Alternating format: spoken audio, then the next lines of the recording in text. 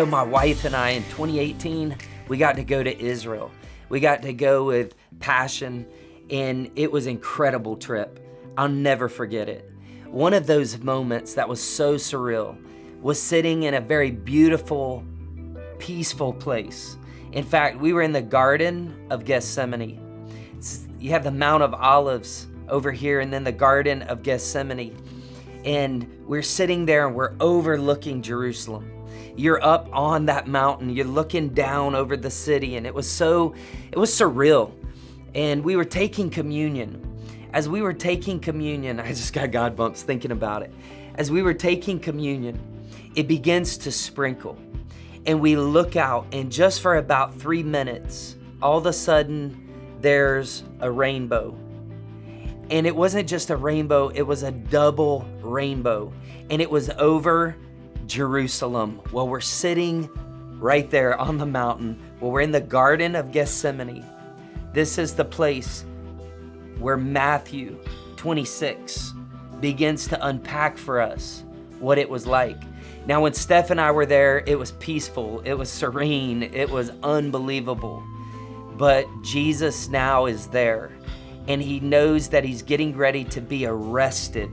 And after he is arrested, he knows that he is going to be mocked, and he's going to be spit upon, and he's going to be whipped with a cat of 9 tails, and he's going to be crucified for the sins of the world.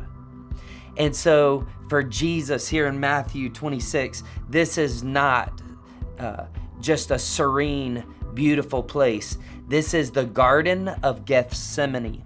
Gethsemane means oil press. That's what it means. There's all kinds of olive trees in the Garden of Gethsemane. And they would take the olive and they would squeeze it. And from the squeeze, from the pressing, right? From the crushing would come the olive oil. And now Jesus is there, and he's taken Peter and 2 brothers, James and John, the sons of Zebedee, and he's got them with him because he knows he's getting ready to go into one of the worst times of his life, but also he knows that he is walking in his purpose. This is his destiny, the cross. And yet we pick up in verse 36, and he goes there and he tells Peter, James, and John to sit there, and he says, "My soul is crushed with grief to the point of death." This is not a beautiful picture for Jesus. This is the valley of the shadow of death. How does Jesus respond in a time of crushing? I mean, I'm just thinking about all of us right now. They're saying right here where we live in Northwest Florida that this is when we're at the peak right here with the COVID-19 virus. They're saying that right now this is when we're most susceptible to getting it. We've all probably known someone who has been affected with this, or we've all prayed for someone who's in the hospital struggling for their life. And I just think about this time right now of crushing, this time of pressing. What does Jesus do? Because Jesus knows what to do. And you and I, we can learn from Jesus. So what he does is he says, "My soul's crushed with grief to the point of death." He says, "Stay here and keep watch with me." What I love is that Jesus has people near him. So even though he's isolated from all his other disciples right now, Jesus brought those people around him, his inner circle, Peter, James, and John. And Jesus goes on a little further and he bows his face to the ground. In fact, the King James says that he literally fell on his face. He fell on the ground on his face and he's praying. And here's what he says, "My Father," Abba. He cries out, "My Father, if it is possible, let this cup of suffering be taken away from me." Let it be taken away from me. Yet I want your will to be done, God. Father God, I want what you want. not mine, he says. Then he returned to the disciples and he found them asleep. And he said, Peter, couldn't you watch with me 1 hour? You know what Jesus does when he's being crushed? Jesus surrounds himself with that inner circle and he is vulnerable with them. He says, this is where I'm at. And I think that we can really learn from Jesus here, where not everybody, we don't have to tell the whole world, but get those close friends beside you and let them know, what are you feeling?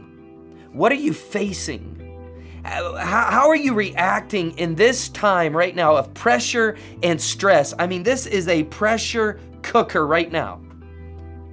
Maybe get those few, trusted, close, valuable, those friends that have been with you through the thick and the thin. And you say, here's where I'm at right now. I feel like that's what Jesus did. He admitted his feelings. He didn't just press them down. He told his friends, this is where I'm at. And then he asked them to pray with him. But let's be better than Peter, James, and John. Of course, we give them crap, but imagine what time this was. Imagine how probably exhausted they are and they fall asleep. And he said, could you not even pray with me and watch with me 1 hour? Keep watch and pray so that you will not give into temptation. Here's something else that we learned. If we don't pray, we'll give into temptation to fear. We will. And he says, you don't have to do that. Watch. But he says, for the spirit is willing, but the body is weak. So watch and pray. What should we do? Well, Jesus is unpacking it for us. We should get those trusted friends around us. We should be vulnerable. We should tell them, hey, this is what I'm wrestling with in this season. This is such a different season.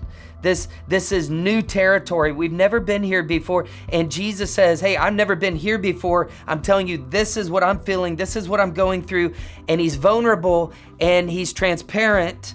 And then he says, please pray with me and pray for me. That's a great lesson. And then he leaves them a second time and he prays. And again, he cries out, my Father, if this cup cannot be taken away unless I drink it, then your will be done. So he says, God, I surrender to your will. I surrender to your will. He submits to the Father's will. Then he returned to him again. He found them sleeping, for they couldn't keep their eyes open. And before we throw a lot of shade on them, like you and I have been there before where we hit that wall and we're like, I'm going to bed. Or we're trying to watch that ball game. We're trying to watch the end of that show of the season that we'd been waiting for, but we couldn't keep our eyes open because we were exhausted. And that's where Peter, James, and John are. He returned to him. He found him sleeping again. So he went and he prayed the same prayer a third time. He prayed one more time. You know what Jesus did? He prayed through. He prayed through. Jesus prayed through. We've been in the series Quiet, learning about prayer, and prayer simply being honest with God. I want to encourage you during this season, pray through. That's what Jesus did. And that's exactly what you and I can do, should do, and I believe with all my heart, we will do it.